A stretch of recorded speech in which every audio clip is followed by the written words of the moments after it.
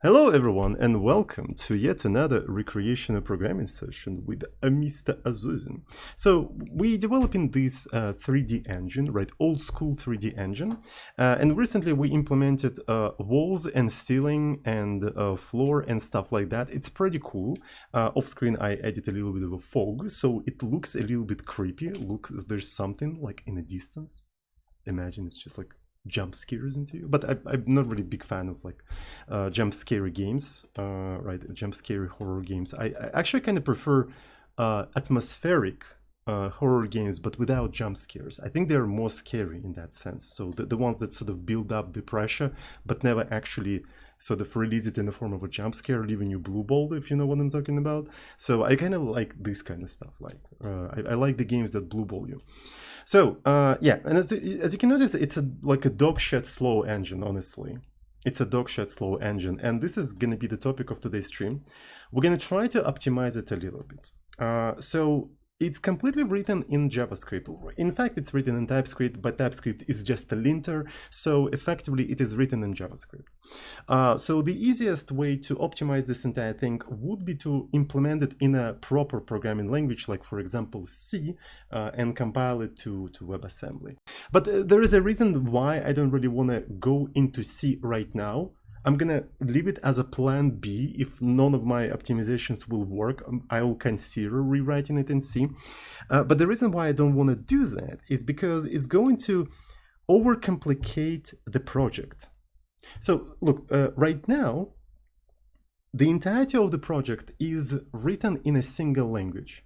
Well, technically it is written in two languages, JavaScript and TypeScript, but TypeScript is actually very thin, linter on top of JavaScript, so I kind of consider them like a single language. So the whole setup is very simple, right? So you can install it very easily on any operating system. It's going to work on Linux, it's going to work on Windows, on Mac OS, right? So some people already tried to set up this entire thing on Windows. It worked fine. Had a little bit of a problems, but we figured out what was the problem, we fixed it. So if I write like a performance critical part in C and compile it to WebAssembly, that means to the entirety of the setup, I need to add Clang. And I also need to create a build system that is going to first compile the WebAssembly, right? So then I need to write a little bit of a glue code that connects the JavaScript part and the C part. And I think about WebAssembly, if you're using WebAssembly in a browser, you can never get rid of JavaScript. WebAssembly does not replace JavaScript. It just doesn't. Right, so there is some sort of a hope that in the future, right, it somehow magically is going to replace JavaScript, but we had that hope since the beginning of the WebAssembly, and WebAssembly exists for how many years, so like it never materialized, and we don't see when it's going to materialize, so it's probably never going to happen, so you're always probably going to have like some sort of a JavaScript to just like tie together the native part and the JavaScript. Right, so adding C just overcomplicates things. It would be way cooler if I could achieve a performance boost without adding additional moving part to the project. And this is exactly what I want to try to do today. Luckily, as of right now, there is a few low-hanging fruits in terms of performance in this particular project. The thing is that I was trying to get something working, so I was implementing everything sloppily. Right, I'm a sloppy developer, so this is a sloppy JavaScript. Right, so any JavaScript is basically sloppy code, but this one was especially sloppy because I was doing that intentionally. Right, and so I was trying to address this kind of thing today and see if that improves the performance. And if it doesn't, well, in that case, we can try to rewrite this shit in C. Just rewrite this shit in C. Just rewrite the shit in C and eventually you'll see. Anyways, so yeah, let's go ahead and take a look at the freaking code. So index.ts, so how do we render this scheiße? How do we render this scheiße? So as you can see, we have a sort of like an rendering loop of some sort, right? So where you request animation frame and stuff like that. And we have a function which is called render the game, which renders the game. Right, it doesn't really do anything particularly special, right? So it just fills up the background with different colors and stuff like that. And then it starts rendering different parts of the scene, right? So it renders the floor, the ceiling, the walls, and the minimap. We can see all of these 4 elements on the screen right now, right? So we can see the ceiling and the floor, right? So here is the ceiling and the floor. Then we see a walls, right? So this is the walls and this is the minimap. All of these 4 components are rendered by separate functions. You can actually disable some of them. For example, I can disable the minimap, and the minimap should disappear when I refresh. So it recompiles. So I'm going to do Control F. And as you can see, so there is no minimap anymore, right? So these are separate components. So think about how we render the scene itself. Let's take a look at how we render, for example, maybe floor or ceiling. It doesn't really matter. So the way we render it is that we iterate through each and individual pixel of the screen. And for each and individual pixel of the screen, we are doing a single draw image or fill rectangle, right, on the context. So doing a fill rectangle for a single pixel is a little bit of an overkill, honestly. It is, okay, so it's something like a pixel art tutorial that I think I saw on Twitter. Right, on Twitter, somebody asked, how do you do pixel art in Inkscape? And Inkscape is, by the way, is a vector graphics thing. Right, so how do you do pixel art in a vector graphic? Right, do you guys have any ideas? How, you have an Inkscape vector graphics thing, and how do you do pixel art in it? Right. That's a very interesting question. So, and the answer of that question is that you take, rectangle. I hope I can actually draw that rectangle. So, and you basically color it with something, right? So you make sure that there is no border or anything. And let's actually make it, actual rectangle square, right? And then what you do, you copy paste these rectangles, right? And you snap them together in a grid, right? You snap them together in a grid. And then you change their colors however you want, right? Like so. And this is how you make pixel art in Inkscape. So I remember somebody posted this kind of tutorial, and the whole art Twitter was fucking outraged by this. It was so fucking funny. Yeah, this is how you, obviously, how else would you fucking do a pixel art? Seems like it's, no, it doesn't really look that slow, honestly, because in pixel art, you also editing pixel by pixel. To be fair, it depends on the style of pixel art, right? So there is a very low resolution pixel art where being slow and modifying individual pixels is actually desirable. Right, so, but there is a higher resolution pixel art where people just use a brush strokes, a broader brush strokes. And this is where it may become a little bit annoying, but it just depends on what kind of style you're doing. So, and this is literally what we're doing with our engine. That's kind of the problem, that this is literally what we're doing with our engine. So, and it would be kind of better if instead of doing that, we essentially rendered first into some sort of a back buffer of pixels, right? So in JavaScript, specifically in a browser, there is a notion of image data, right? So there is a notion of image data, and image data is the underlying pixel data of an area of canvas element, right? So, and essentially you have, so here you have data, which is an array, uint8 clamped array. So it's actual RGBA 32-bit pixels, right? So I think our renderer should render into this kind of buffer, right? It should render the entirety of the scene pixel by pixel into this kind of buffer without calling into any draw calls of the canvas context. And then it should take that image data is sort of bleed it or copy it into the actual canvas. And this is something that we do in Olive C demo, right? So let me actually show you. So Tsoding, Olive C. So this is literally what we're doing in this specific demo. It's just we're generating the pixels in WebAssembly, right? We're generating web pixels in WebAssembly. Then the JavaScript part takes those pixels out of the WebAssembly memory, constructs image data out of those pixels, and copies them into the canvas, right? And because of that, these kind of complicated things, they're actually rather fast, right? So, and with a rather like a high resolution. People say aboba. Is that, oh yeah, I completely forgot about it. So it was a sort of like a demo of the font, of the built-in font. I completely forgot to put a boba in here. Thank you for reminding me. Yeah, so I want to kind of do a similar thing, but without C. All right, so completely in JavaScript, right? So just fill up this uint8 clamped array in JavaScript and see if that actually improves the performance or something like that. So I think that's going to be an interesting, you know, idea to try. Again, it may not work out. I don't know for sure if it will work out. I'm just fucking around, right? And with the hope to find out. So yeah. So anyways, let's give it a try. Let's give it a fucking try, mate. Okay, so where is the rendering a loop? So here is an interesting part.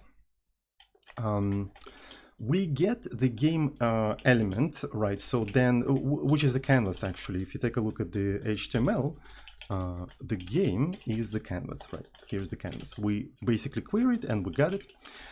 Then we set its size to be sort of like 16 by 9. Then we created 2D context. Then I disabled smoothing to get that so pixel artish effect. And then we load in the resources and stuff like that. So I think I want to experiment with this canvas and see what kind of stuff I can do with it. So if I like exit the execution of this program like right away, is it going to be fine? So argument of type is not assignable to parameter something something. This is actually kind of bizarre. So you can't really return out of that. That is very interesting. So if you return a little bit earlier, it is not compilable, right? 555. Right, this thing is not assigned. What? Is not assignable to the parameter type canvas null is. Ooh, this is very interesting. This is actually very interesting. Yeah. Huh. So if I enable fly check mode, it is incapable of passing CTX because the type of the CTX could be also null, but I already checked that it's not null in here. Why? That is such a that is such a bizarre shit. Anyway, so maybe I can just like comment out this part instead of just returning out of it. TypeScript is insanely weird, right? So it has a little bit of a type inference, right? So I just commented, I just returned out of the function earlier, right? And now the entire thing just broke for whatever reason. I don't freaking know why. But anyway, so if I just open this entire thing, I need to probably refresh it, right? So because the previous version is already cached. Okay, so what if I now try to create a new image data, right? So how do you even create image data? Does it even have any constructors or anything like that? So maybe, by the way, we can open the MDN documentation. So how do we construct this shit? So there's a bunch of constructors in here. And you can just do width and height. So that's pretty cool. So maybe that's exactly what I can do. New image width.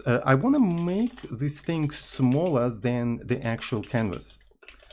So let's actually make it 100 by 100, right? So let's actually call it some sort of like a buffer, right? So we'll get a buffer.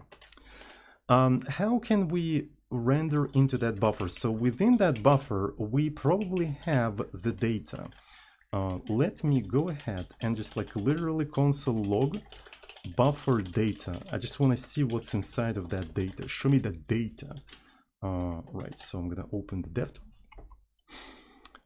So yeah, so this is not particularly convenient. Let me maybe put the DevTools, I don't know, on the right side. Is that a good idea?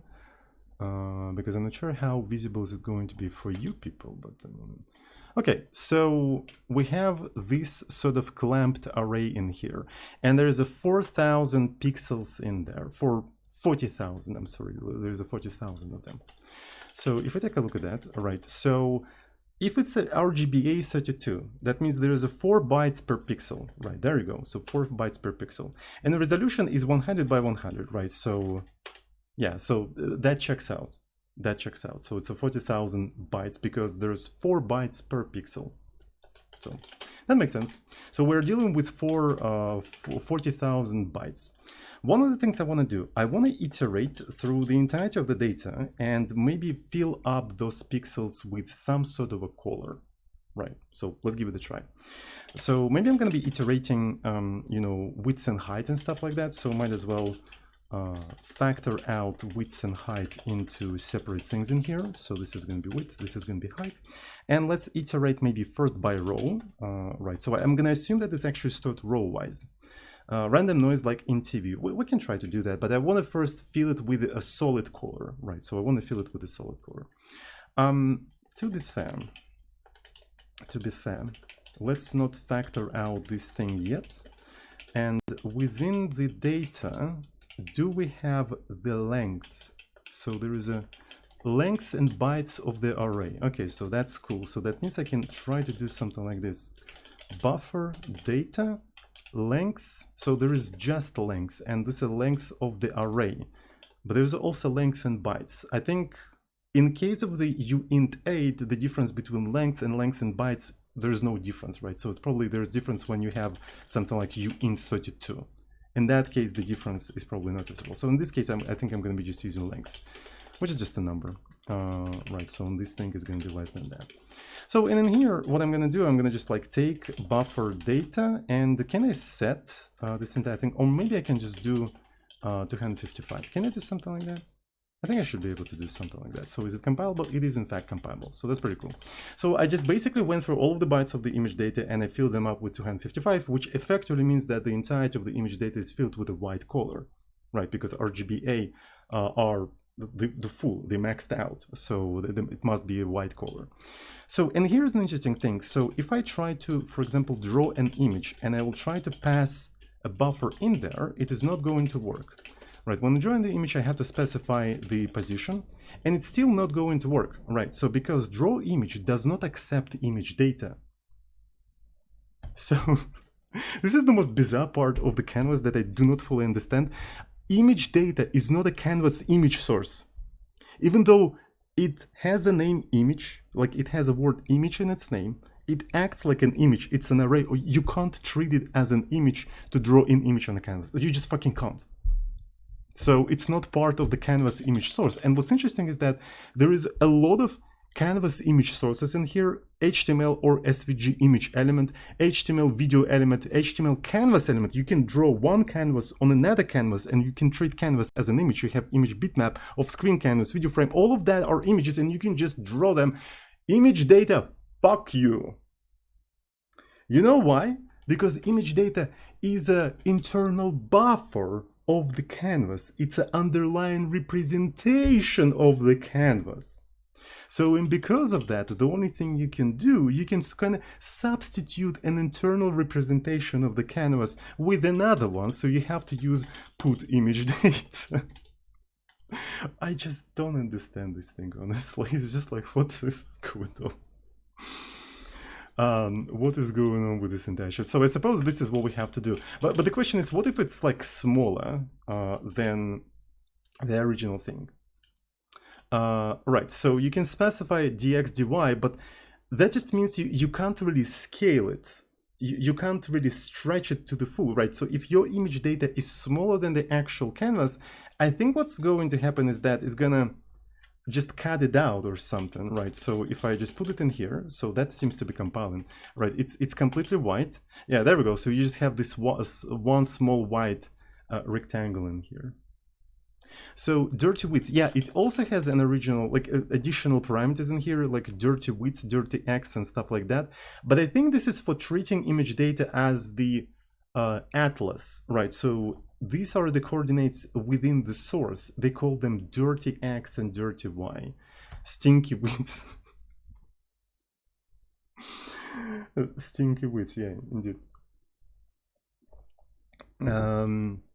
So anyway, I wonder how exactly put image behave. For example, if I fill up the entirety of my canvas with some red color and then I put an image in here, is it gonna overwrite the entirety of the canvas or is it just gonna put it there? It's kind of interesting question, honestly. So I might as well just do something like CTX fill style. I'm gonna say it is red, and in here we're gonna fill 00 CTX canvas width, right, and CTX canvas height. There we go. Oh, right.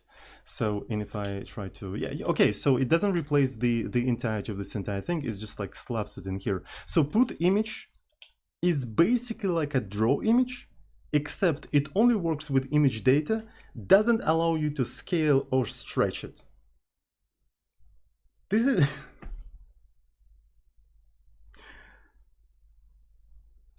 whatever. JavaScript being JavaScript as usual. So, but if I really want to stretch this like small image, like what if I have an image canvas that is at smaller resolution than the canvas itself, right? What if I have something like that?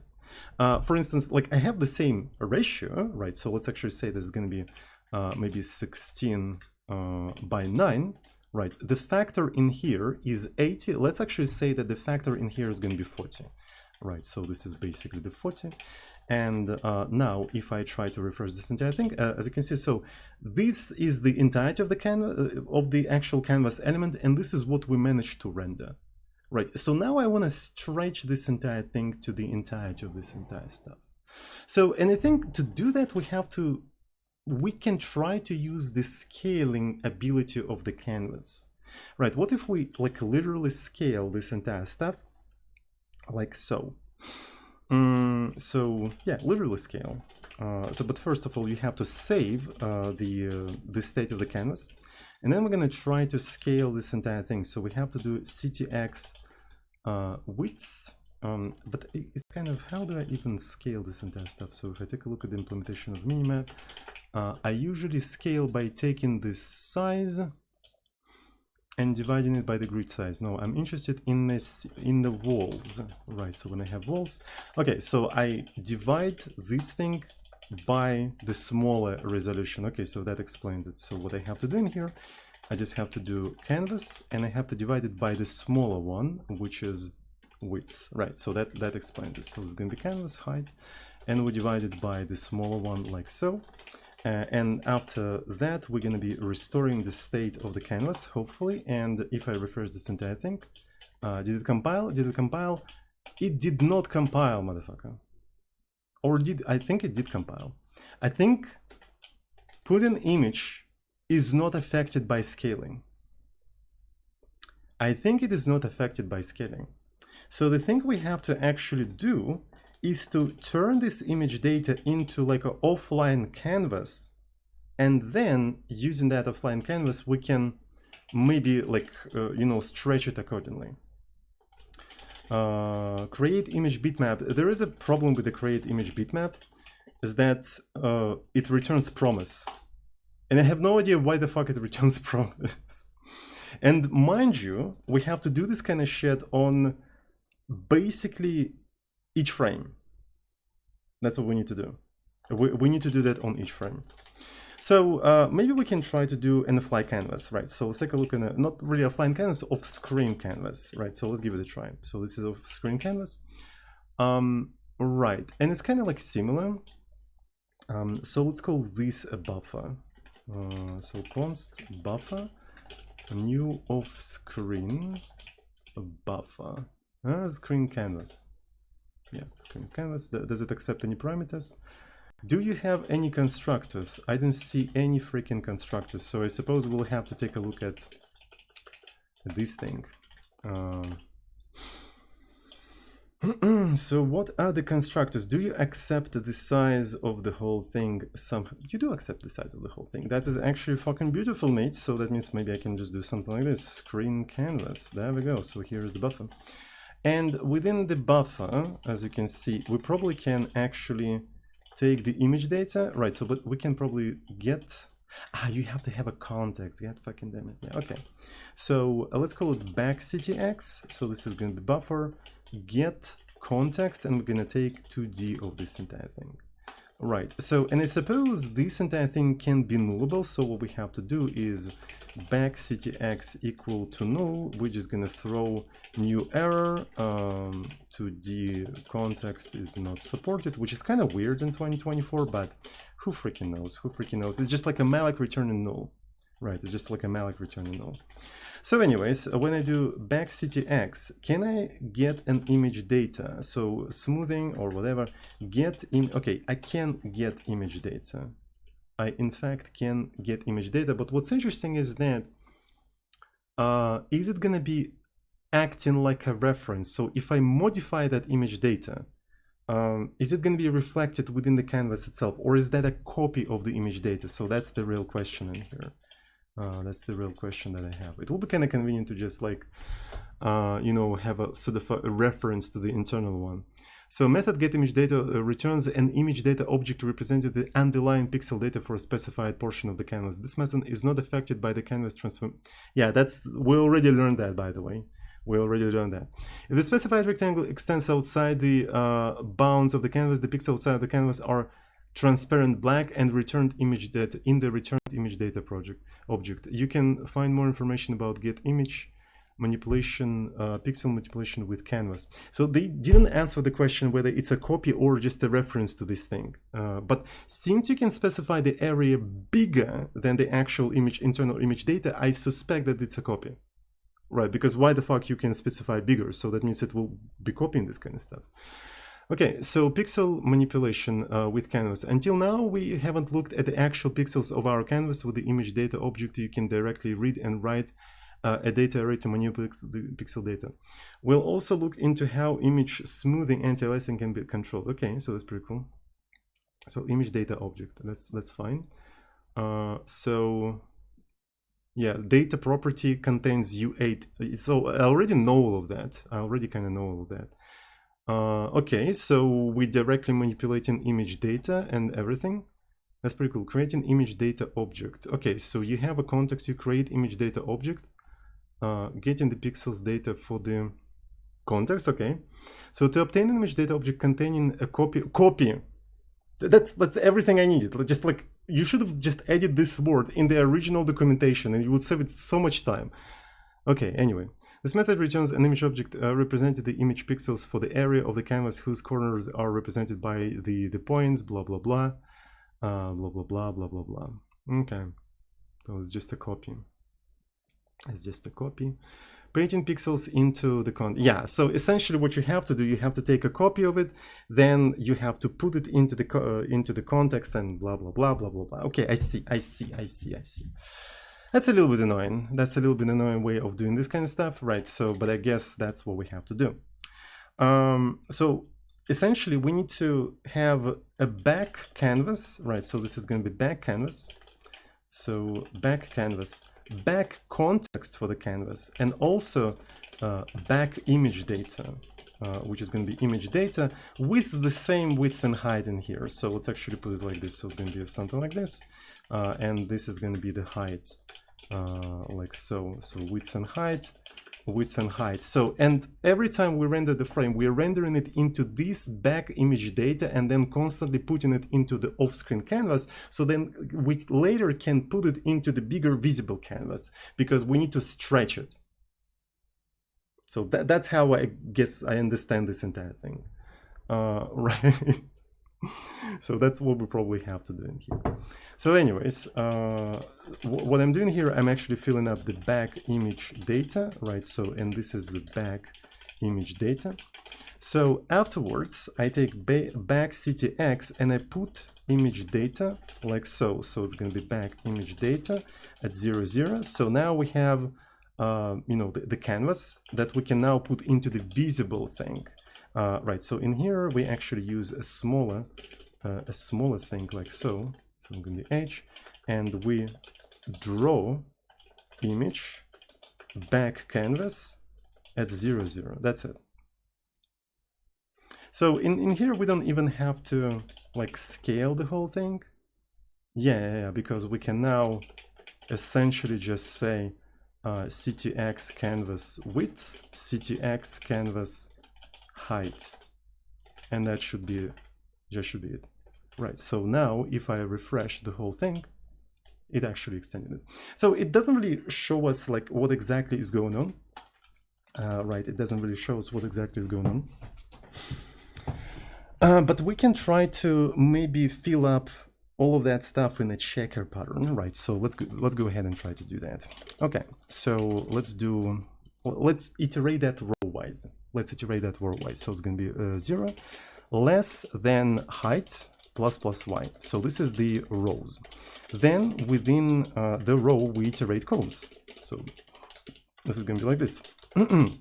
So and now we need to actually kind of locate the pixel, right? So back image data. So a row. What is the size of the row? The size of the row is the amount of columns multiplied by 4, because a single pixel is 4 bytes. Right, so that's basically how we located the row within the pixels. And I suppose it's actually within the data object in here. Then we have to use x as an offset, and again, we have to multiply it by 4. We have to multiply it by 4 because the size of the pixel is 4 bytes. So we can maybe factor out 4 like this. So now it looks like this, which makes sense, right? So which in fact makes sense. So, and in here, like depending on what kind of stuff we want to put in there, we have to actually put different sort of components, right? So essentially +0 is red in here, right? So this is red, green, blue, alpha. I think that's how it works. So, and 255, so yeah, this is a green, blue, alpha, and alpha is obviously going to be 255. So, and here, this is the question. So I suppose I want to do the usual checker pattern, right? So x plus y mod 2 equal to 0. So that means here, maybe we're going to have a red color. 255, the rest of them is going to be 0, like so. Right, so this is going to be red. And now this Emacs, shut the fuck up, Emacs. This one is going to be maybe white. Right, so this one is going to be maybe white. Now I want to actually align everything, and maybe in here I'm gonna align by regular expression like so. So now it looks a little bit better. So we're missing some of the semicolons, but I mean JavaScript doesn't care. All right, so there's a compile. It seems to be compiling. So now what if I render? So we need to get rid of that. So it just fills up everything with a white color. We don't really need that. So there is a fundamental difference between just doing that, right, or just doing put image data back data, right? So if I just do that, it is not going to fill it up completely to the screen. So it's not back data, it's back image data. Back image data. All right, so I'm going to refresh this entire thing. There we go. So this is actually quite funny. You can't even see. Oh, so this is wrong, by the way. This is totally wrong, and I don't fucking understand why. Because what the fuck is going on? So we have this first row correct, and then the rest is just like pinkish for whatever freaking reason. What the fuck is going on? Is that because I forgot some semicolons in here? I don't think so, honestly. It shouldn't be the case. Right, I don't think it's because of that. But I don't see any error. I don't see any error. Right, so that seems to be fine.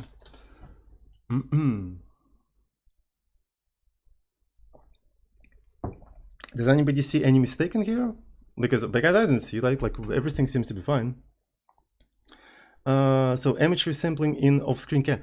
Maybe that's a good point, actually. That's a good point. So maybe this is something I have to do here as well. So I have to disable the back CTX image smoothing. Maybe that's one of the things I have to do. Right, so back CTX. Okay, so it has to be somewhere here. Yeah, so it's compiled. It's compiled. No, it's not about that. Right, so there is some sort of a mistake, and I don't really know like what exactly is going on, right? So because this is that, and then we're just iterating. Everything's fine, like it doesn't seem. The last row is correct too. Oh yeah, that's actually almost though, almost. I don't freaking know. Anyways, so what if I enable stretching? Will that help? Okay, that in fact help. That in fact, there's something with resampling. Okay, so I feel like the encoding is actually dead, right? So, but I mean, I tried. Huh. Okay, that's really funny.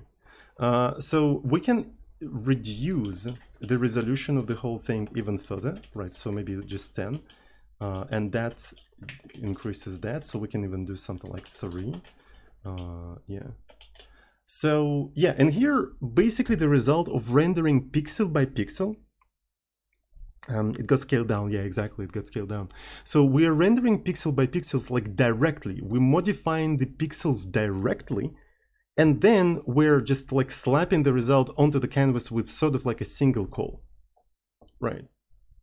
And this is basically what I'm trying to achieve in here, right? So I want the entirety of the logic of the renderer to just do that, like operate on individual pixels, and then give it to some sort of like a canvas, and it just like stretches it and like puts it on the screen and stuff like that.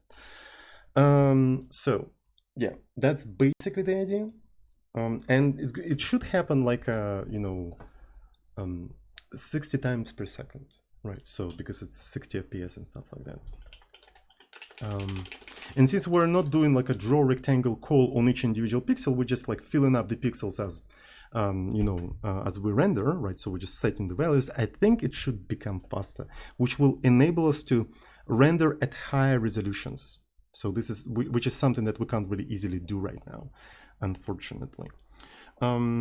So maybe I could factor out this kind of stuff to a separate function, like a test, maybe back canvas, test back canvas. And I'm going to maybe move this entire thing there, right? So here we're gonna call test back canvas. And I'm gonna just like put it in here. So here we have to specify canvas rendering context, right? So everything seems to be fine in here, and we just supply CTX in here, right? So now I can switch our engine back, right? I can switch our engine back, and we can take a look at how it works right now. So as you can see, it works in a very small resolution, right? And it's already super slow. I can try to make it look a little bit better by actually increasing the screen factor to 20, but it's gonna be basically slideshow. Well, let's see. Okay, so it looks much better. Look at that. It definitely looks much better. But I just pressed forward, and it's literally slideshow. I'm just holding forward. You can't even see that I'm moving, right? So yeah, so it's slideshow. So to make it not slideshow-ish, right? So I have to like do factor 10, which improves a little bit, but it's still kind of like really fucking bad. So if I do something like 5, it's unplayable because like look at that. Like okay, so it actually renders much faster now. But is that the resolution you want to be playing with, right? Is that a good resolution? What about 2, right? So I can render at that resolution, right? Why not? Look at that resolution. Look at that. So it's super fucking fast. Holy shit. Look at them pixels, bruh. Look at them pixels. Like you can literally see the pixels. You can literally see the pixels. Looks like Commodore 64. What was the resolution for Commodore 64, by the way? I never owned one, right? So I don't really know. My Recaster only performs decently on 320 and or below. Lol. What is it written in? Is it written in C or like what's the? Interesting. Some Indian call it horror. Yeah, I was actually kind of thinking to make it like horrorish. So the genre I'm trying to do is roguelike, and horrorish roguelike is actually kind of interesting, I think. Right, it's actually kind of interesting.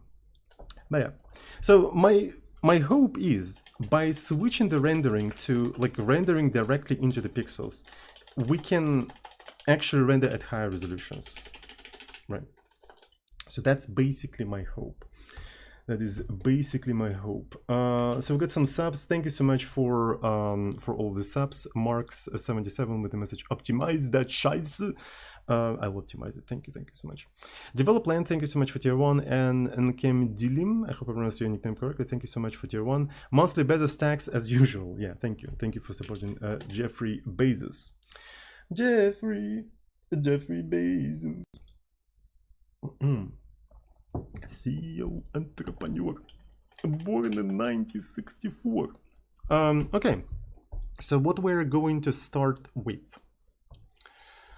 We're probably going to start with maybe walls, but walls are going to be a little bit difficult because now we need to have an access to individual pixels of the textures. Right, so we need to have an access to individual pixels of the textures. So it's going to be a little bit difficult. So what I'm thinking is that maybe we can temporarily replace all of the walls with colors, right? So it's easier for us to render with the new renderer, so to speak. So yeah, we'll see how it goes. Okay, so we can start with render walls. And as you can see in here, we are accepting canvas rendering context 2D. Let's actually create a new version of render walls, and we're going to accept actually not the context, but rather back image data, right? So, and here we're going to say it as an image data, and we're going to accept the usual things in here. So I think it should be called more like render walls to image data, right? Might as well actually just call it image data. So the function doesn't need to know that it's a back image data, right? So it's just a function render walls to image data. So it's a different way of doing that. So, and now if I replace the body with this one, as you can see, we have a couple of like warnings in here because we are calling to context to save its transformation and stuff like that. None of that is fucking needed anymore. None of that is fucking needed. We don't give a shit. Right. So, and in here, what we're doing. Okay, so we don't have to restore anything. The entirety of the logic, funnily enough, stays the same. The entirety of the logic is literally the same. The only thing that we have to replace in here is like where we place a pixel. So yeah, let's go ahead and try to do that. So we already know X and Y of the whole thing, where we place all of that. So here's the image data. We take the data, and so we need to have an X, which is rather interesting. Oh, this one is funny, right? So because with the context, we were filling the rectangle, so we could just fill the entirety of this strip. Now, to fill that strip, we have to organize another nested loop. Right, we have to organize nested loop. So because like before we didn't even have to do that, so we could rely on the context. But anyway, so let's give it a try. So how are we going to be doing all of that? That's a good question, honestly. So the position starts, the position starts around here, right? So, and then we just specify the strip height. Interestingly, so we just do the ceiling. All right, so I can start iterating from maybe 0, and this, let's call it a dy, because it's going to be not really y, but offset of y. Right, it's going to be offset of y. dy less than strip height, but not really strip height, more like a seal of the strip height, because as you can see, we just do division to get the strip height. So I want to just round it up, so it's like it's more like acts like more like an integer, right? I'm going to be incrementing this entire thing. All right. So and how are we gonna get the actual y? So it's going to be y offset from the beginning of the whole thing. So the beginning is basically something like this, right? So the beginning is going to be something like this. And we're gonna just add the dy in here. right? So this is where it sort of starts. And here we have X and Y. So now what we have to do, image data, Y multiplied by screen width, right? So by screen width plus X, and also multiplied by 4. Right, and in here we have to take the color, right? So here's the color that we're trying to draw. So I'm gonna put that in here. So its brightness changed because we're trying to apply the fog and stuff like that. Right, so and in here we're gonna have R, and if I'm not mistaken, it's a value from 0 to, yeah, it's a value from 0 to 1, which means I have to multiply by 255, and it will be better to actually floor it just in case, but I feel like it's going to be floored automatically for me anyway, so it probably doesn't matter to do it like that. So this is plus 0, by the way. This one is going to be plus 1, and it's going to be simply RG.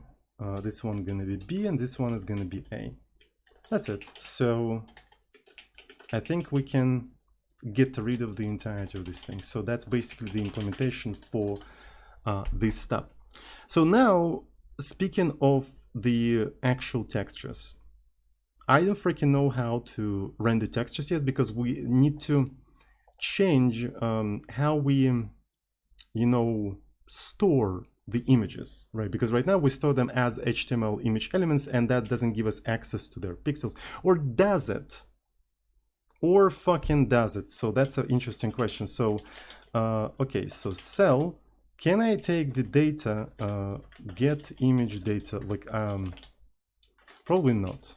So if you take a look at the internal stuff in here, so there is a decoding, I think. Yeah, I didn't see the pixels. I didn't see the way to get the pixels. Right, so I didn't see the way to get the pixels. What I'm gonna do now, I'm gonna postpone implementing the textures, at least for now. So what we're gonna be doing, right, so I'm gonna just like comment out the entirety of this thing, because I don't want to lose the logic, because the logic is really important. And what we're gonna do in here is just copy paste the whole thing. Right, so we're going to be rendering the color, but obviously you can't just easily do it like that. So we're going to be doing just red, like so. Right, so we just don't use cell anywhere in here. Yeah, so cell is just simply not used. Okay, that's pretty cool. So now we should be able to render the walls to image data. So essentially, if you encounter an actual texture wall, it's going to color it with red. But to be fair, maybe it would make sense to actually color it with purple, right? So because that's the usual color that I use for things that are missing. Sort of speak. Okay, so we have that, which is cool. So we have a render game. I have a feeling that I also need to create a render game version that renders into the image data. Right, so let's do function render game into the image data, render game into image data. So here we're going to accept image data, which is image data, right? And then we're going to accept the rest of these things, the player and everything. We're not going to be rendering minimap or floor or anything. We're going to be only rendering the walls. So what we're going to do is simply render walls to image data. We provide the image data, player, and the scene. There we go. Okay, that's pretty cool. So one of the things we probably want to do, we want to also clean up the image data, right, just in case. I wonder if you can do that like this, image data fill, right, actually image like just data, right, so, and I remember that it does, yeah, it does have a fill. And what can we put in here? So value, okay, so I may try to just say, okay, 0. Right, so that cleans up the entirety of the image data, and then we're trying to render walls, right, so we're rendering the walls as usual. We're rendering the walls as usual. Okay, so that's pretty cool. And what we need to do now, we need to call that render game in a loop, right, instead of that one. We could have tried to do that already, right, so just render game into into image data, but we can't do that because we don't have a back image data.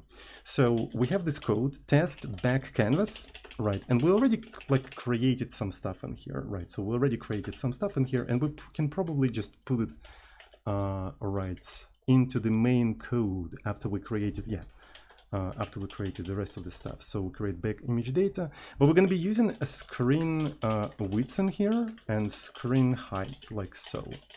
There we go. And obviously here it's also going to be screen width, and screen height, like so.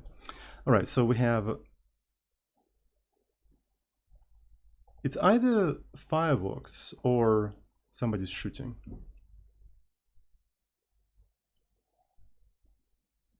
Hopefully it's fireworks.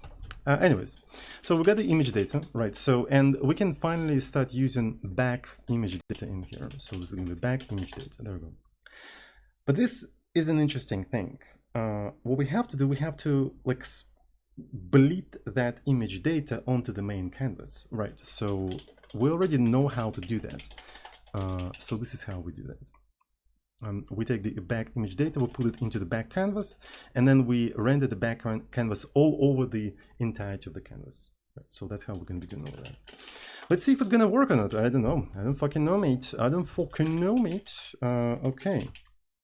So I guess that's it, right? So that's the entirety of the thing. And there's no compilation error, so it compiles entirely. Okay, so it doesn't work. Let's take a look at the errors. So did it fail? Yeah, no, it didn't fail. Surprisingly. So let me put this thing down there. Right, so because I won't be able to see shit. All right, so yeah, it didn't work at all. Very cool. So what if I fill this entire thing with 255? So I just want to see if like it just fills something with the image data. Holy shit. And it's, oh my god, it's already fast. Holy shit. All right, so let me see. So there's something with the color components. Like I need to investigate that.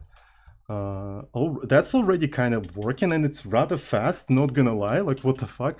Even with the lighting and shit. Oh, okay, so I see what the fuck is going on. Okay, so it's a 2, 3. Definitely that was a bad idea. 3, 2, 3. Okay, so there's a compile. It seems to be compiled. Okay. Oh yeah, hell yeah, bruv. Holy scheisse. All right. So, but that's only walls, right? So that's only the walls. Could we get the FPS counter? We could. So let me actually think how we can do that. So I suppose after we drew that, I can do ctx draw. So there's something about the text. How do you do text? So draw image. Let me see. Is there canvas text? Ooh, text drawing. Okay, so canvas text. Field text. Okay, so that makes sense. We can try to do that. Sure. Field text at 0, 0. And we can just put some stuff like this. So we already know delta time. So we can just divide 1 by delta time. So that gives us FPS if I'm not mistaken, right? So that's basically FPS. So in ctx fill style, I don't know, like what's the fill style we need to have in here? What's the background and shit? Right. Oof, that's really weird. Oof. Like what the fuck is going on? So why is it? It's not assignable to string. Oh, okay, I see. We have to do something like that. Are you okay? Okay. We can't see shit because it's okay. Let's actually put like 10, 10. 100, 100. Okay, come on. Yeah. It's like around 60 or something. We can maybe even math floor the whole thing. Alright, so ctx text Font, I guess monospace 48. Is that something we can do?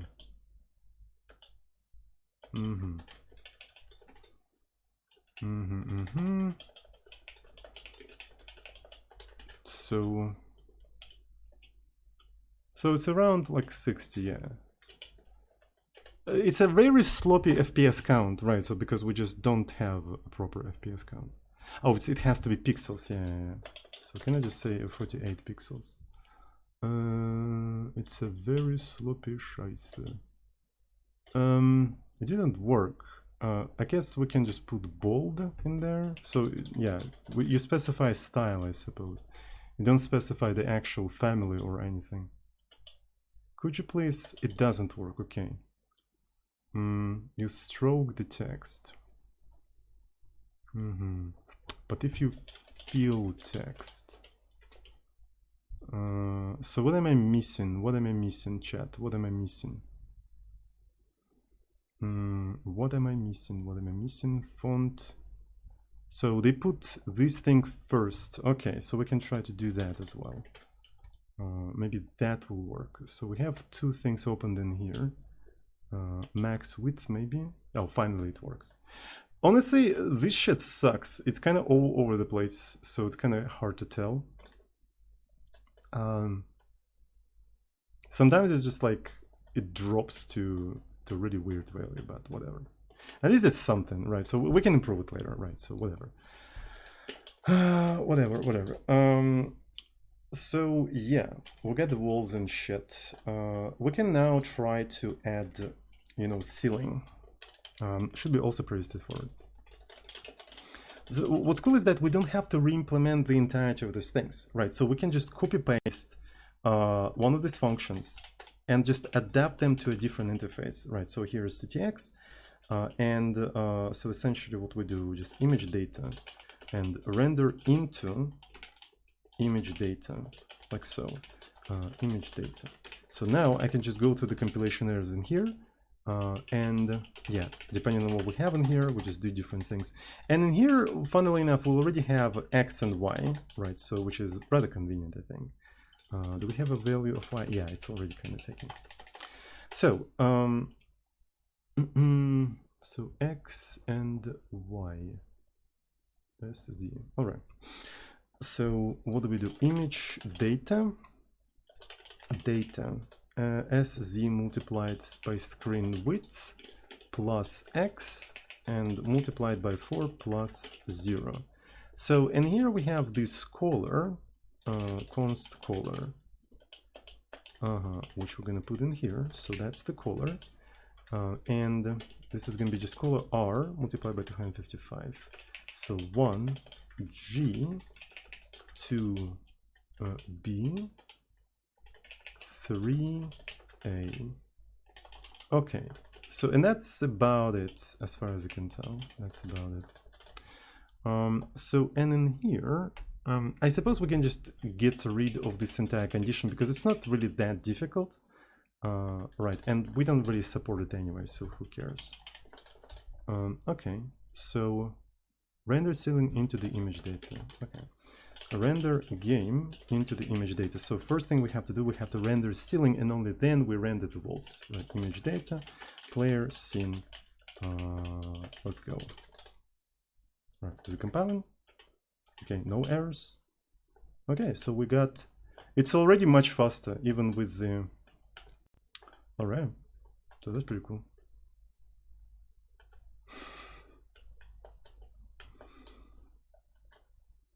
That's really cool.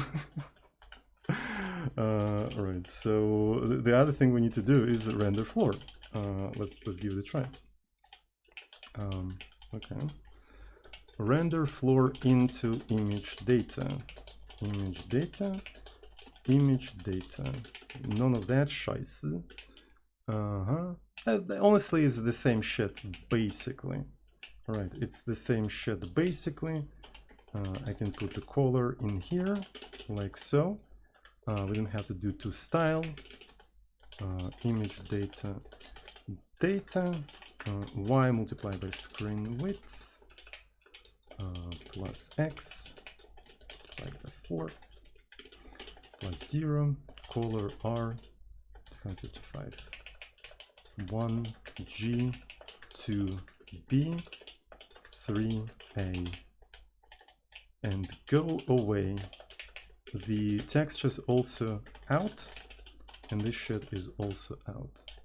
Right. Render the game. Render the game into the image data, so we're rendering the floor into the image data. Is it compilable? Seems to be compilable. Now we have a floor.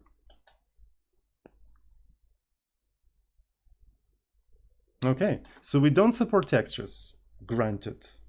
Granted, we don't support textures, but it's already kind of fast. I wonder if we can render at higher resolution now. So what if I crank up to 20? Did it increase the resolution? I think it did. I think it fucking did. So what if it's 30? What about 30? I think resolution is increased. Okay, it starts to, it dropped to like around 30, as you can see, when we have the resolution of 30, and that resolution is actually rather, yeah, it's 480 by 370 or something like that. But keep in mind that I'm also streaming, right? I'm also streaming. So yeah. And there's also another interesting thing for optimizations that I was thinking about. I don't like how we are dealing with the vectors. So look, like every time we modify a vector, we do new. I don't know how exactly JavaScript engine works or whether it optimizes anything about that. When you spam shed ton of small objects, does it tank the performance of a common JavaScript engine or does it not? I have no idea. I'm not a web developer. I don't know these kind of like details or anything like that. JS optimizing, it is optimizing. Like the modern JavaScript engines are actually miracles, honestly. Like they take this shitty language to a usable level, honestly. So, and I don't know, do we have any professional like JavaScript developers who could tell me, when you spam shed ton of these small little objects, does JavaScript engine do anything like to optimize that? I'm sure you know what to place your bets on will double. Yeah, well, I mean, I don't know. Like, again, modern JavaScript engines are actually kind of good. Depends on the engine. They make it even slower to annoy the user. I don't know. I think so new is painful. But the memory will increase. I know 3JS advocates for object reuse. For this kind of reasons. Oh, this one is actually kind of cool. I know that 3JS is just like is it like a 3D engine, like a hardcore web 3D engine? And people have implemented like a serious cool shit in it. Right. If this is what 3JS developers saying, it must be true. Right, and it's actually a kind of cool thing. So there's a lot of examples in here, and yeah.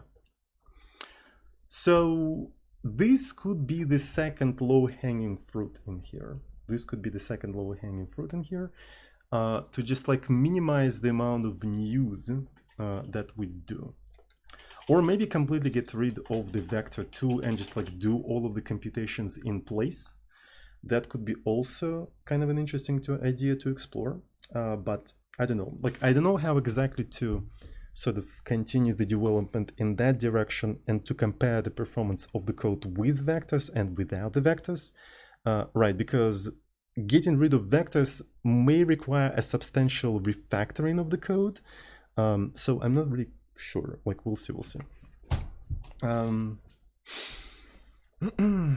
So also you iterate screen height on each function effectively 3 times the same loop. So what? Asymptotically, you still iterating rows linearly, even if you do that 3 times, even if you do that 4 times, it doesn't fucking matter. It doesn't change the asymptotics, right? So if the amount of times you iterate the screen row-wise, doesn't depend on any variables, it's just a constant. You just multiply the asymptotic by the constant, doesn't fucking matter. Yes, still same magnitude of time complexity. And it's not that big of a constant anyway, so... not that big of a constant anyway. All right, so we basically ported the entirety of this thing, except maybe minimap, but minimap is actually rather interesting. Right, so because in case of a minimap, like we don't want to render minimap pixel by pixel because minimap is a rather complex thing. I want to be able to use the full power of the context to render minimap, right? So additional information, maybe sometimes text and stuff like that. So what I'm thinking is that render game into image data should also accept the context so we can render the minimap, but with the old style methods, right? So let's call it like a back image in here, right? So this is going to be back image. And in here, we're going to just do it like that, back image. There we go. Cool. So, and render minimap. So because minimap is more like a debug tool, right, and I didn't really expect it to be shipped into the end user. But I mean, it's an open source game, so it's like everything is shipped to the end user anyway. So now, if I refresh this entire thing, does it work? It doesn't fucking work, mate, so it crashes. Oh, it doesn't even compile. Okay, so let's go to 709. Oh yeah, because I have to supply this kind of thing now. And to be fair, since render game into the image data accepts the context anyway, we might as well just do that shit in here. Yeah, that makes sense actually. Yeah, let's give it a try. So I'm gonna go into here. Alright, and then I'm gonna... fuck. So it requires to have back canvas, but wait a freaking second. I can always do back CTX canvas, can't I? I think I can. Fuck. So, yeah, I need to supply the back CTX as well. Back CTX. So where is it? So the type of this entire thing is off-screen rendering context. Okay, so let's go ahead and do that. Render game into image data, and we have to do back CTX, and we're gonna, yeah, so we have to supply a lot of arguments in here, but I mean, it's probably justified, probably, I don't know. So back CTX, we can take the canvas from here. We also need to have the delta time here, god damn. Fuck, alright. So let's supply delta time. I'll probably need to organize all of that a little bit better in the future, but that's what this thing wants to have. So let's just copy paste this stuff in here like so. So we're supplying the main CTX, the back CTX, the back image data, the delta time, and the player and the scene. Okay, so now everything's fine, hopefully. Right, so do we have any... We don't have any compilation errors, that's pretty cool. And yep, there we go. So we got this shit with the new rendering and also with the minimap. So the scene is rendered with the new method, the minimap is rendered with the old method. We can actually combine both of the methods. Right, so that's kind of the cool thing about this entire stuff. We can combine both of them.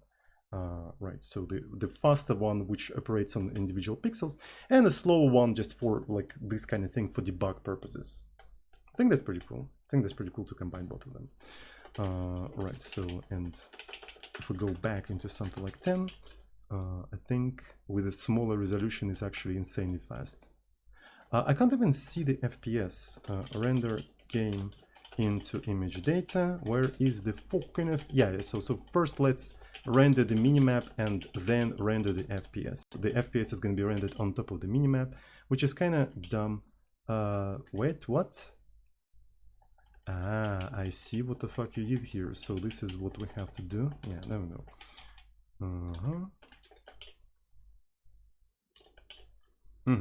So the FPS is black. Let's make it white.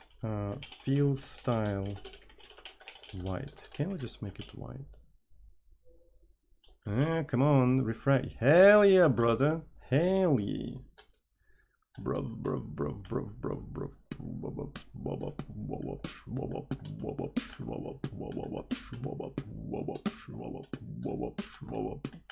It's actually kind of creepy when you just go in further away from the walls and they just disappear in the darkness and you realize that you're being alone in this infinite space. And you kind of lost in it. Like, where is your base? That was your base. Like, and now I'm gonna rotate it. Like, where is my base and which direction is it? I don't fucking know. I can go in any direction and like I can go forever and I will never find my base. Ever. Like, where the fuck is it? This is actually seriously fucking creepy. This is seriously creepy. You can make a game out of that. Yeah. But always, you can always refresh and they go, you are in your base. So here's your base. So here's your toilet, right? So maybe here you have some sort of like, I don't know, maybe that's the toilet. So there's no textures. We probably should work on textures in here. Anyways, I want to make a small break. I want to refill my water. And after the break, we're going to try to work on the textures, right? So because without the textures, without the, like these stone walls, it doesn't feel the same, right? It doesn't really feel the same. So we need to bring that back, right? So anyway, all right. So how do we add support for the textures, right? So we need to have an access to individual pixels. But if you take a look at the definition of a tile, you can only have RGBA, right? So which is that, which is a solid color, right? So that means the tile is a solid color. Or HTML image element, which is not exactly what we want because we don't have an access to individual pixels. So the thing about web, the annoying thing about the web is that if you have an image element, you can't just get its individual pixels. You just can't because fuck you. So the way you have to do that, you have to slap that image onto the off-screen canvas, right? And then you have to take the data image out of that canvas.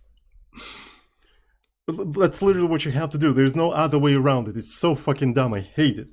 And yeah, that's what we have to do, right? So with the old way of rendering, that was kind of fine because we were treating the image as just like atlas, and we were cutting out like different pieces out of the like atlas and just like placing them on the screen. Now we need an access to individual pixels, and this is where it gets a little bit annoying, right? So you actually need to have an image data. So, and I think one of the things I can do in here, okay, so tile could be also image data, right? So that effectively doesn't really break any of the existing code, right? But now we need to be able to load the image data. I already have a function that loads the image data, but it's actually misleading. The name is super misleading. So I think I need to rename this thing to something like load image.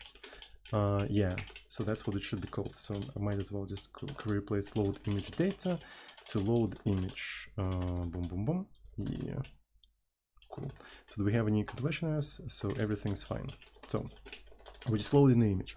So it's just like promissifies the loading of the image by a URL, nothing particularly special.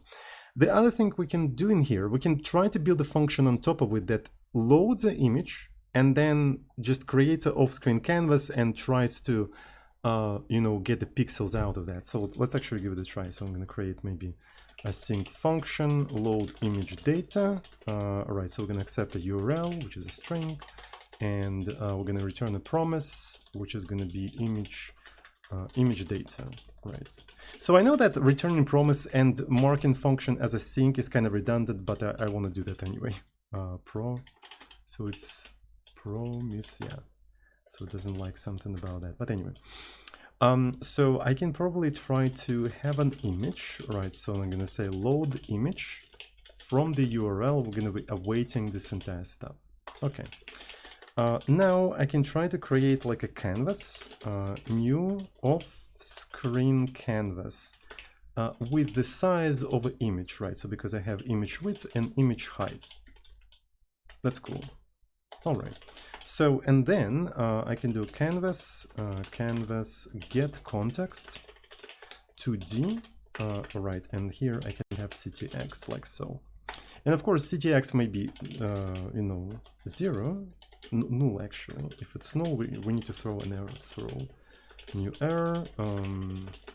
2D canvas is not supported, which is a bit weird, but it may happen for whatever freaking reason. So, and then we just draw image, which is image, at 0, 0 in here, and that's it. So, and after that, we can just do ctx get image data. And I wonder, like, do you have to specify? Yeah, you have to specify the entirety of the thing. So it has to be 0, 0, image width, and image height. There we go. So now you can actually load image data. That's pretty cool. So is it compilable? It seems to be compilable. Everything is fine. So now, instead of loading this entire, like loading images, we can say, okay, we're loading image data instead. We're loading image data instead. So it's still compilable, which is kind of cool. So we don't support rendering image data. So that means when we, so when we try to render this kind of thing, what we see is a solid color. So now, render walls to image data. If we encounter not HTML image element, that's very important, but image data, right? If we encounter this kind of thing, we have to do some stuff differently. Oh, this one is really weird. Why the lights are flickering? So this should have not worked. Right, so if it encounters HTML image data, it renders that, but it should have just disappeared. Huh. Yeah, so okay, so I suppose it was just using the old thing, right? It was just using the old thing. That's fine. So now, if I replace it with image data, caching, like again, goddamn caching ruins the experience of web development. There we go. Now we're talking. And to be fair, one of the things we want to do in here is when we are rendering the minimap. When we are rendering the minimap,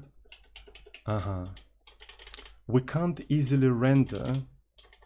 It's so annoying that there is this separation of image data and everything else that is an image. And specifically for these two things, you have to just handle them differently. It is so annoying. Sometimes you want to have an image, the pixels of which you want to access somehow.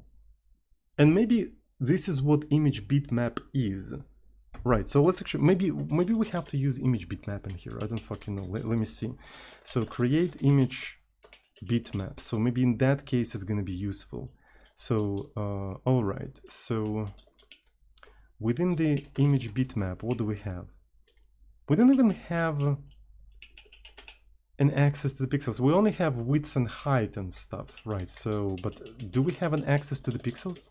And I do need the access to the pixels. It's kind of super important here.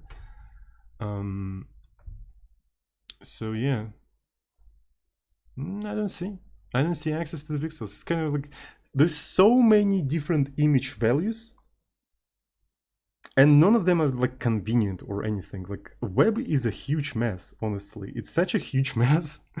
Like I don't even understand why they're doing it this way. But I mean, it's just like whatever. Anyways.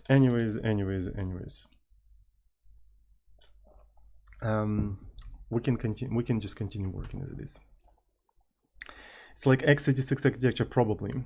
Pixels are unsafe. Only smarter people who write frameworks are allowed to touch them. Classic. Fucking classic. Yeah. Look at the size of this engine, right? So it's almost 1,000 lines of code. Interesting. And I didn't even write that much, I think. Like in terms of complexity, I don't think it's that complex to deserve this amount of lines of code. But I mean, the code is just like cancer. It just grows. It keeps growing and growing and growing. To be fair, like half of the code here I could already delete, right? Because half of this code is just like a legacy way of rendering. As soon as I completely improved, like completely ported everything to the new way of rendering, like we don't need old way of rendering, I can just remove all of the code related to that. So it's a little bit inflated in that regard. So anyway, we need to render walls into image data. So when we encounter that image data, what we have to do right, is just find some stuff. So here is the logic. Yeah, so this is where we were like rendering the strip and word and whatnot. So yeah, here is the duplicate of the code. This is the duplication of the code. We don't need that. That's fine. So this one figures out the row within the texture. It figures out the row within the texture to actually sample. We do need that, in fact. So let's put it in here. All right. So what this code does, this code actually just iterates, just basically draws the strip and whatnot. Okay, that's pretty cool. But it also samples the texture. How does it sample the texture? So it uses y as the column, right? So as you can see, it uses y as the column. So it also uses cell width. But when you draw a texture, first you supply the source. I don't really know why I'm multiplying by the cell width. And what is the fucking cell? Ah, it's a cell. It's this thing. Okay, it makes sense. So we'll probably have to do the same thing. All right. So anyway, and then so x, and this is 0, but it's kind of like y. But we'll have to do something about it.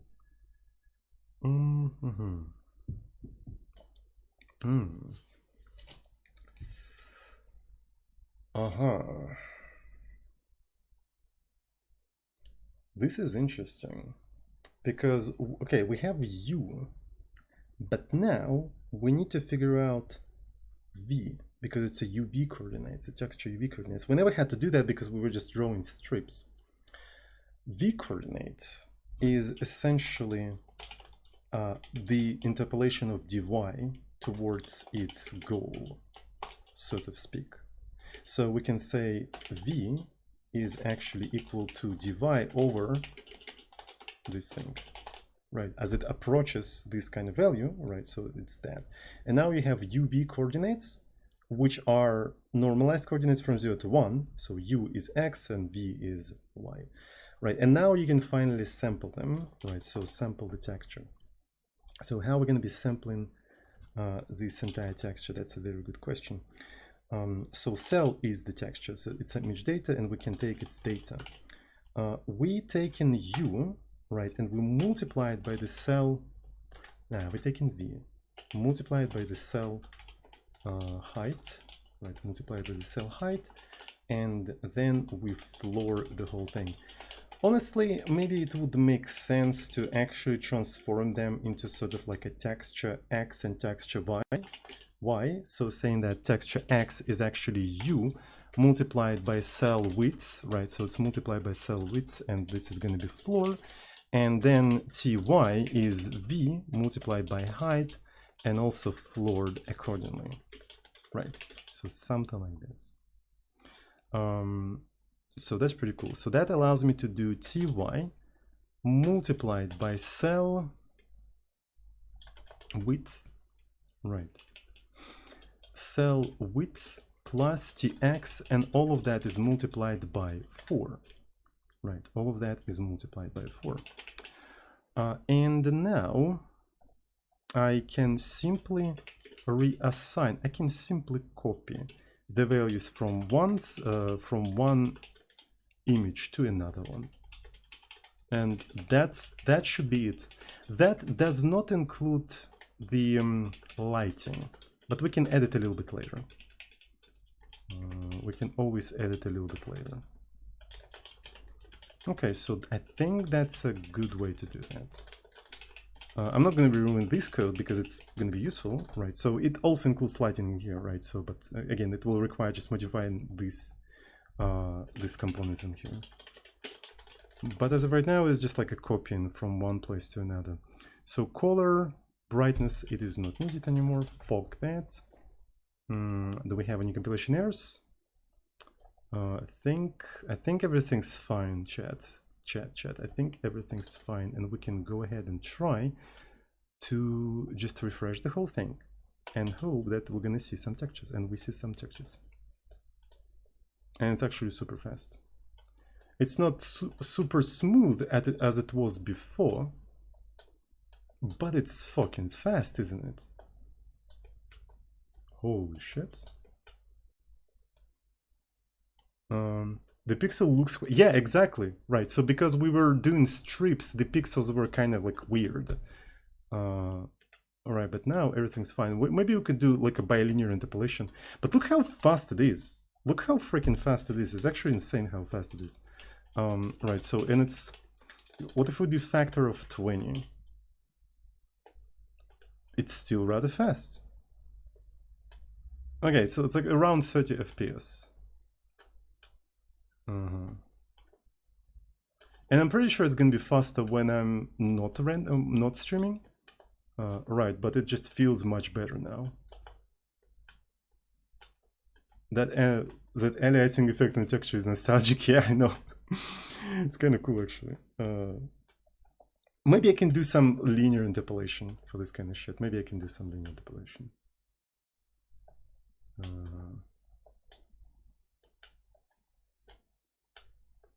Yeah, so as you can see, there is no lighting on these things. Yeah. You can get that effect with OpenGL, by the way, but nobody does that. Yeah, so people just use whatever default, you know, interpolation and whatnot. Yeah. It's kind of cool that it fucking works. It's freaking insane. I'm telling you, bro. All right, anyway. So we need to add support for lighting.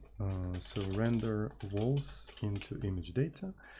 And the way we do the lighting, right? So essentially we just do 1 over v.d to sort of like make it darker. And I'm thinking, can I just simply divide RGB by this sort of value? So v.d, and do we have d? So it doesn't like something. I don't really know what the fuck it doesn't like. Oh, v is already taken, and we get fucking okay. So it's a different kind of v. Fuck. So why did I call it v? Because now I can't have UV coordinates and shit. Fuck you. Anyway, so I can probably inline v like so. Just to have it like that. So now it should be working. Yeah, now we have lighting, so now it becomes darker. And it's still fast. And it's actually still fast. It's like, it lights, it feels like you have like a flashlight actually. It's kind of funny. It oversaturates. You can clearly see that. You can clearly see how it oversaturates. Right, so you are the light source, so to speak. All right.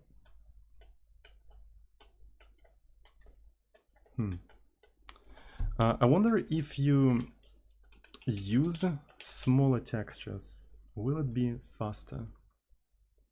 I'm not 100% sure. So anyways, let me now see. I want to decrease the resolution and see if it's a little bit better.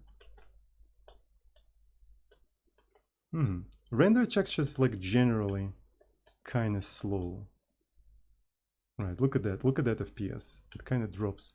But when I'm rotating around, it's not that bad, honestly. So the number is kind of weird, right? It indicates like a slow FPS, but it doesn't feel that slow. If you know what I'm talking about.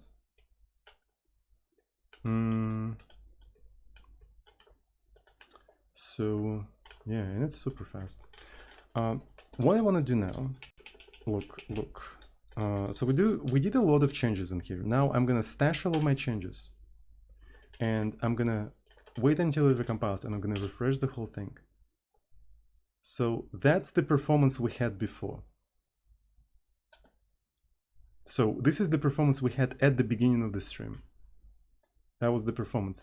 Maybe it looked a little bit better generally. There was no oversaturation when we were close. And honestly, it doesn't even look that good, right? And it's so fucking slow because again, we were drawing in like we were calling fill rect on each individual pixel. Right, so let's actually go back, and here's one of the stashes, and I'm gonna pop one of the stashes, wait until it recompiles, and that's the result of today's stream. That's the performance today.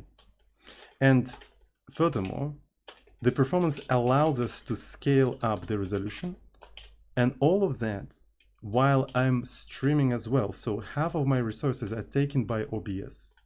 I think that's a good progress, right? I think that's a good progress, and I think making this engine in JavaScript is doable without resorting to C yet. Maybe we will resort to C at some point, but not right now, right? So I think we can just, you know, live with this kind of stuff. And again, I have a couple of more ideas on how to improve performance, right? In terms of like not using vector 2, right? And not creating too many objects, right? Because right now I feel like the performance is tanked by creating new vectors over and over again, right? Look at that, right? Every time you modify a vector, you create a new one. And I feel like this is something that you can dramatically improve, right? So isn't that cool? Isn't that cool? I think that's pretty freaking cool. So let me go ahead and acknowledge some subs. Thank you so much, Lazy008, with the message: Jeff doesn't want to hire devs to make primes subscribe by itself every fucking month. Oh, they are not renewed, right? So you literally have to like manually do that. Like I know nothing about like Amazon Prime thingy.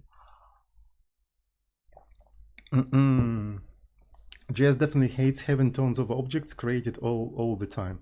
Yeah, I figured, because this is kind of similar to all of these managed languages, right? So they all kind of hate like a lot of small objects, but I heard that some of the garbage collectors kind of have like a special sort of like arena for small short-lived objects, and because of that, creating shit ton of them is not really that expensive, right? I heard fairy tales like that, right? So, you know, magical runtimes that just allows you to write shit code and it magically becomes fast or something. So minimap regression also needs to be fixed. Yeah, I don't fucking know how to do that. So to fix the minimap, I suppose what I need to do is just have both the image and the image data. Can I have both? Right, but I mean, I can fix all of that later. So I can put a to-do for that, render minimap, and so yeah, where is the image data? Right, so this is the image data, right, support to-do, render image data tiles. Okay, so what I want to do, since we pretty much ported everything to the new way of rendering, except maybe minimap and stuff, I think the time has come to get rid of all of the old code related to old rendering and stuff like that. So let's go ahead and do that. So let's actually go through the entirety of the code and see what we don't need in here anymore. Stroke line, snap. So first of all, we don't need this thing, right? So I'm gonna remove that. Next, render minimap. We use the render minimap. Render walls is not needed anymore, right? Fuck that. So this code is not needed anymore because we already ported everything in here. Render ceiling to the canvas, all way of rendering ceiling, we don't need that anymore. Render flow, we don't need that anymore. So we only have render ceiling into the image data and render flow into the image data. So render game and yeah, render game also not needed anymore. So this is some old code that is also not needed. And that's about it. So let me actually go to the compilation errors, fly check next error, and there's no error, surprisingly. So is that it, really? There's no even warnings or anything like that. And by the way, this is the to-do for what we were doing today, right? So I think I can like safely remove this entire thing. And I guess that's it, basically. So it doesn't even complain about anything. There's no warnings or anything. Okay, so I'm gonna quickly refresh. Man, I'm expecting this to work magnitudes faster when I'm not streaming, right? So because yeah, it feels really fucking smooth. Like maybe apart from this kind of situation when I'm too close to the texture, but I'm not really sure what to do in here. Maybe there's something I can do to improve this kind of thing. Anyways, so let's do a committee. Render game into image data. Right, and I'm gonna push that right into the repo. So it would fly on today's Aero laptop. Yeah, probably. So I pushed everything into GitHub. So it also automatically deploys everything onto GitHub pages.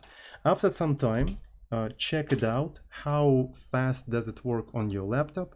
And yeah, let me know. So anyway, I guess that's it for today. That was super fun. Thanks everyone who's watching me right now. I really appreciate that. Have a good one, and I see you all on the next recreation programming session with Mr. Zozin. And yeah, I love you. Mwah.